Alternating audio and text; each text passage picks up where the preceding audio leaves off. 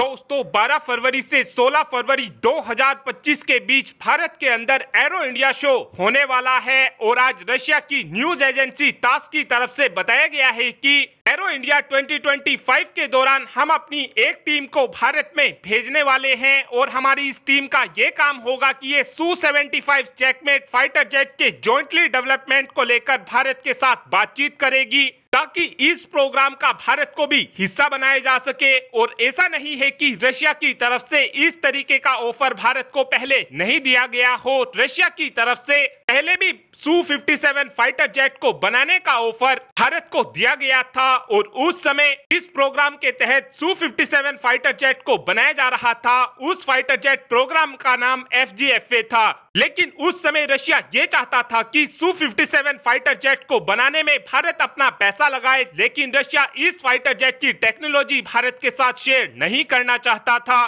लेकिन अब जो रशिया ये Su-75 चेकमेट फाइटर जेट बना रहा है, इस फाइटर जेट को रशिया स्पेशली एक्सपोर्ट करने के लिए बना रहा है और उम्मीद इस बात की जा रही है कि Su-75 चेकमेट फाइटर जेट के प्रोग्राम के दौरान रशिया की तरफ से भारत को अपने फाइटर जेट की पूरी टेक्नोलॉजी दी जा सकती है। लेकिन इस प्रोग्राम के दौरान भी रशिया अपने इंजन की टेक्नोलॉजी भारत के साथ बिल्कुल भी शेयर नहीं करेगा। ऐसा मैं इसलिए भी बोल रहा हूं क्योंकि जब हमने रशिया से 272 की संख्या में Su-30 फाइटर जेट को खरीदा था तो उस समय रशिया ने अपने फाइटर जेट की टेक्नोलॉजी तो भारत के साथ शेयर कर दी थी, लेकिन उस समय भी रशिया ने Su-30 फाइटर जेट में लगने वाले AL-31 इंजन की टेक्नोलॉजी भारत के साथ पूरी शेयर नहीं की थी। ऐसे में इस बात के चांसेस बहुत ही ज्यादा कम है कि Su-75 चेकमेट में लगने वाले बिल्कुल नए नवेले ईजले 30 इंजन की टेक्नोलॉजी रशिया भारत के साथ शेयर करेगा।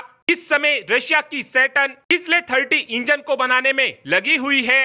रशिया का ये इंजन Su-57 फाइटर जेट में लगने वाले AL-41 से 30% हल्का होने वाला है और ये इंजन काफी ज्यादा फ्यूल एफिशिएंट भी होगा। और रशिया का ये नया इंजन 171 किलो न्यूटन का थ्रस्ट जनरेट कर पाएगा। वहीं पर इस समय जो ये रशिया का AL-41 इंजन है, ये केवल 140 किलो न्यूटन के ही थ्रस्ट को जनरेट कर पाता है। रशिया की तरफ से अपने नए इंजन को लेकर बोला गया है कि आज तक जो हमारे इंजनों में ये दिक्कत आती है कि हमारे इंजन लंबे समय तक नहीं चलते हैं, लेकिन जो ये हमारा बिल्कुल नया नवेला ईजले 30 इंजन होगा, ये बिल्कुल अमेरिका के इंजन को टक्कर देने वाला इंजन होगा। इस इंजन की लाइफ भी काफी बेहतर होगी और इस इंजन की परफॉर्मेंस भी हर इंजन के मुकाबले ज्यादा बेहतर होगी। Su-75 चेकमेट फाइटर जेट को लेकर रशिया की तरफ से ये प्लानिंग की गई है कि अगले साल हम अपने Su-75 चेकमेट के प्रोटोटाइप को बनाकर तैयार कर लेंगे और 2027 तक इस फाइटर जेट को सेना में शामिल करना भी शुरू कर देंगे।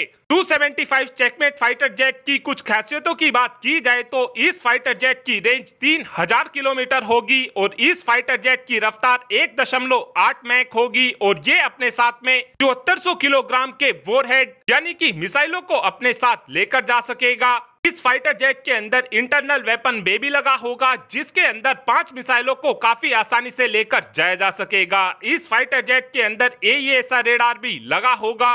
इस फाइटर जेट के अंदर बहुत सी ऐसी टेक्नोलॉजी का इस्तेमाल किया जाएगा जिसका इस्तेमाल इस समय रशिया अपने Su-57 फाइटर जेट में करता है। कीमत इस फाइटर जेट की केवल 25 से 30 मिलियन होगी, यानी कि हम एक रफाल फाइटर जेट की कीमत में ऐसे 4 Su-75 चेकमेट फाइटर जेट को खरीद सकेंगे। और अब आप ही कमेंट कर बता सकते हैं कि क्या हमको Su-75 चेकमेट प्रोग्राम का हिस्सा बनना चाहिए, हाँ या फिर ना। इस बात का आंसर आप कमेंट बॉक्स में दे सकते हैं। Thanks for watching this video. Have a good day.